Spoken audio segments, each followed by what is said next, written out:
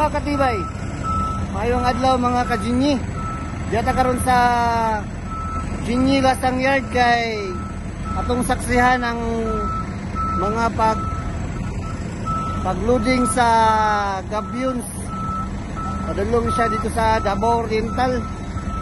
Mga ka-Jinny. Nakita nato na humano na ikulang gi-check sa atong kliyente ang mga gabyons. So nakita nila ang ilang quality sa gabyons. So nakita nila ang supply nato na daghan kay tag-supply mga ka-Jinny.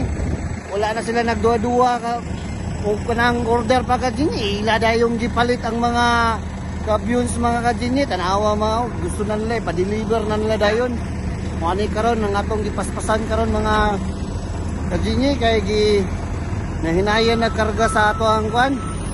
Wheel type ang ikarga ni mga ka-Jinny padulong sa ato ang self loading. Kay i-deliver na ni siya karon dito sa Davao Oriental paghuman ani mga ka-Jinny. Muna nahanglan mo og mga ingani na mga gabyons mga ka-Jinny.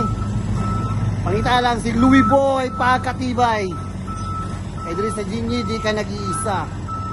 Pagkatibay.